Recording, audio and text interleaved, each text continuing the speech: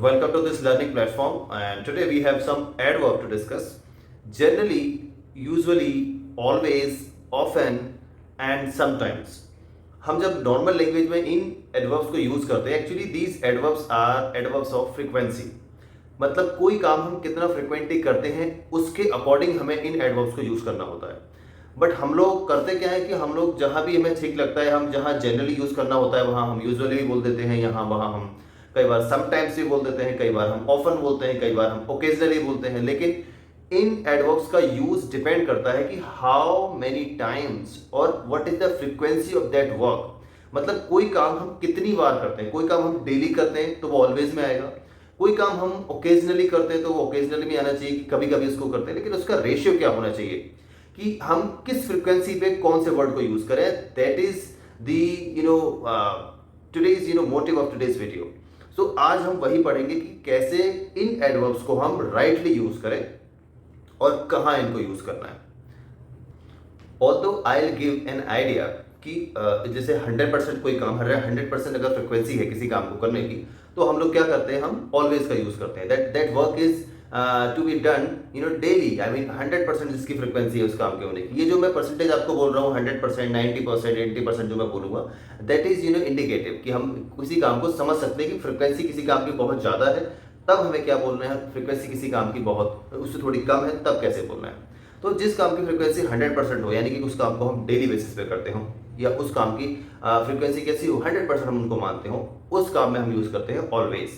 जैसे I always have my lunch at 12:30 PM. तो this is an example कि कोई काम जब ऑलवेज वाली जब हम ऑलवेज का यूज कर रहे हैं तो हम कैसे उसको बोलेंगे. नाउ इससे कम फ्रीक्वेंसी वाले जो काम होते हैं उनके लिए हम कैसे बोलते हैं. सपोज 90% किसी काम की फ्रीक्वेंसी का मतलब होता है किसी काम का कितनी बार होना. फ्रीक्वेंट से बना है फ्रीक्वेंसी.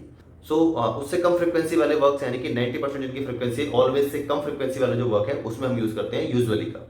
तो जैसे हम कह सकते हैं I usually go to the gym early in the morning. तो ऑलवेज से कम फ्रीक्वेंसी है लेकिन ज्यादा फ्रीक्वेंसी है, 90% फ्रीक्वेंसी फिर भी है. ठीक है. नाउ थर्ड नंबर, उस फ्रीक्वेंसी को हम बोलते हैं नॉर्मली और जनरली. इसका हम एक रेशियो मान सकते हैं 80% जो फ्रीक्वेंट वर्क होते हैं उनमें हम जनरली या नॉर्मली का यूज करते हैं. जैसे जनरली या normally I do my homework on time. Okay, तो ये 80% वाली फ्रीक्वेंसी में ये आ गया है.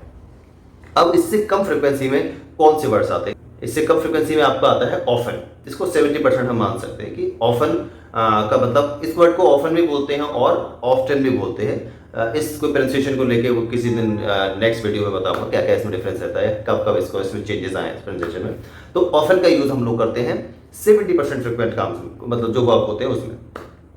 तो जैसे हम कह सकते हैं किसी भी काम को she often comes to office on time. Often के बाद जो हमारा नेक्स्ट एडवर्ब आता है जिसको हम यूज करते हैं वो होता है हमारा समटाइम्स.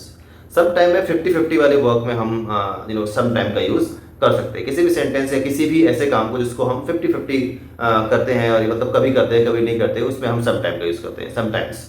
तो हम कुछ भी सेंटेंस में हम उसको यूज कर सकते हैं कि she sometimes accepts her mistake, admits her mistake. और उससे भी कम फ्रीक्वेंसी अगर 30% फ्रीक्वेंसी को हम माने तो वो आता है हमारा ओकेजनली में. यानी ओकेजनली बना है ओकेजन से. ओकेजन यानी अवसर, कुछ अवसरों पे. Occasionally boss allows us to come late, or occasionally boss accepts leave applications. तो जो बहुत कम मतलब जिसको एक्सेप्ट करते हैं उसमें 30% में ओकेजनली बोलेंगे. And occasionally holidays are provided, जैसे ओकेजनली प्रोवाइड होते हैं. और उससे भी कम फ्रीक्वेंसी, ओकेजनली से भी कम, फिर क्या आएगा आपका जिसमें फ्रीक्वेंसी बिल्कुल 5% होती है जिस काम को, उसमें बोलते हैं हम हार्डली एवर. हार्डली एवर और रेयरली.